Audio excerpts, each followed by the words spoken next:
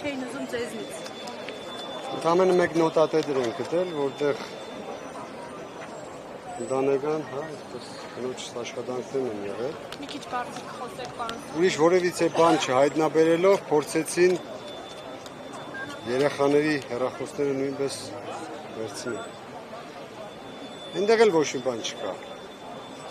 Սրա բացատրությունը մեկն է, իշխանությունը հասկանալով, որ այն 50%-ը, որը արձանագրվեց ընտրությունների արդյունքներում, նրանք փուջ են, նաև կասկածի տեղիք է տալիս իրենց այսօրվա վարքագիծը, որ շատ հնարավոր է նաև կեղծվել են ընտրությունները,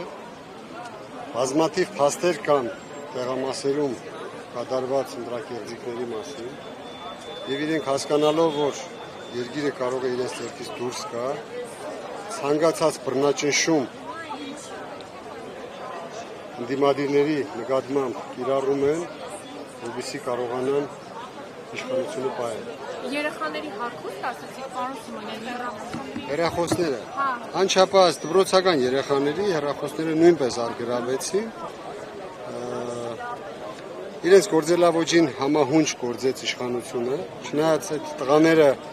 ոնց հասկացա այդքան էլ բան չունեին, հագում չունեին, բայց զանգերի SMS-ների միջոցով փորձում էին ինֆորմացվել, որ պետք է ամեն ինչ բերել այդտեղից։ Հակակոռուպցիոն կոմիտեի հրապարակած ձայնագրությունները լսել եք, որտեղ նաև ձեր վերաբերյալ խոսակցություն կա, նշում են, որ Կարենն է մեր գլխի տերը, այս սրանց վերաբերյալ ինչ կարող եք ասել։ Այնտեղ գլխի տեր տալ, բաժանելու մեջ են մեղադրել։ Այնտեղ գլխի տեր բառակապակցություն չի եղել, եղել է պատասխանատու, իսկ ինչ մնում է ձայնագրություններին, ուրեմն 6 տարբեր ձայնագրություններ են հրապարակում, երբ որ սկսում է շտաբային աշխատանքը նախընտրական փուլում 100, 200, 300, նույնիսկ 400 կամավորներ են հավաքվում եւ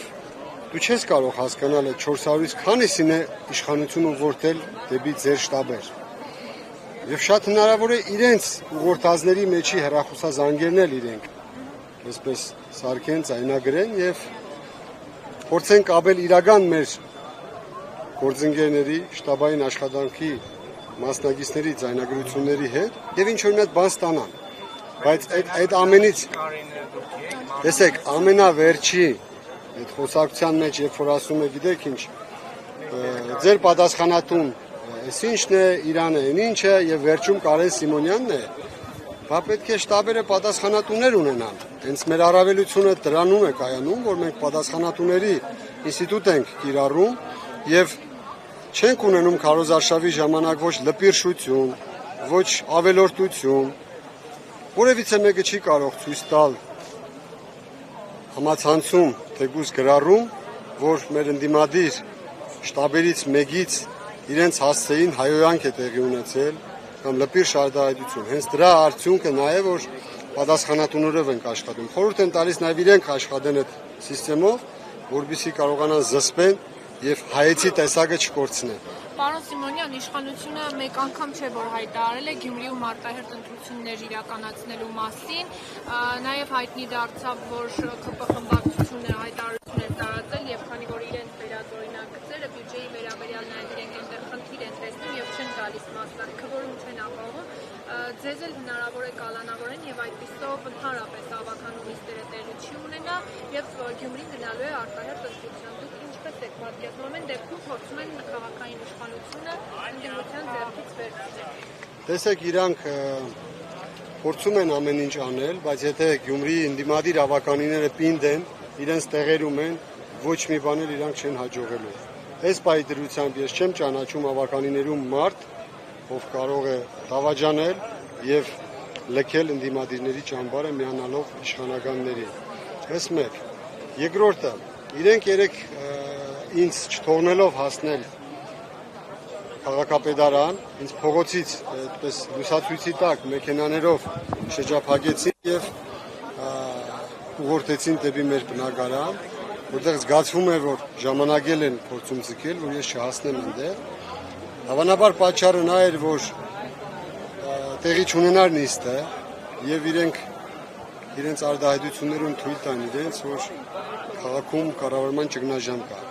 բայց այդպես չէ կարգը։ եթե դուք ինքնաբերաբար խանգարում եք, որովհետեւ հետո խոսեք,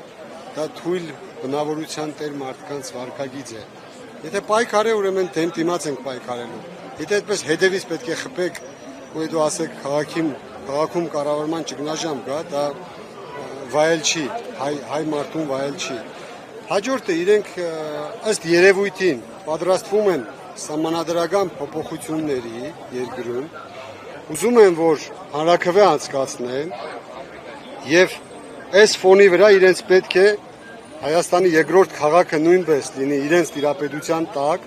որովհետեւ իրենց որևիցե մեկը չխոչընդոտի, նշանակեն իրենց այնտեղ բդեշներին եւ փորձեն նաեւ այդ սահմանադրական հանրաքվեն ցույց տան, որ լեգիտիմ է անցել։ Բայց մենք մնալու ենք պինդ, գնալու ենք մինչև վերջ եւ մեր տեսակը պահելով խանգարելու ենք ամեն քայլափոխին իրենց այդ չարաբաստիկ նպատակները։ Դուք փոշմանել եք, որ Վարդան Ղուկասյանին ապահովել եք Վարդան Ղուկասյանի քաղաքապետի ընտրվել։ Տեսեք, առնելով նրան առաջադրված մեղադրանքը եւ ձայնագրությունը, որը հրապարակվել է։ ես որևիցե պարագայում չեմ փոշմանում, այդ գործընթացը գնում է առաջ, չկա որևիցե վերջնական, ապացույցներ եւ նմանատիպ իրավիճակներում, եթե նորից հայտնվենք, ուրեմն որևիցե դեպքում չենք քվեարկելու իշխանության օգտին։ Ունենք երկու տարբերակ, մեկը ընդդիմադիր առավելագույն ձայներ ստացածի օգտին քվեարկելն էր եւ հաջորդը քաղաքացիական պայմանագրին վերարտադրել քաղաքի իշխանությանը։ Որևիցե պարագայում մեզանից հավատալու չէ, որ մենք կարող ենք ջուր լցնել իշխանության ճրագը։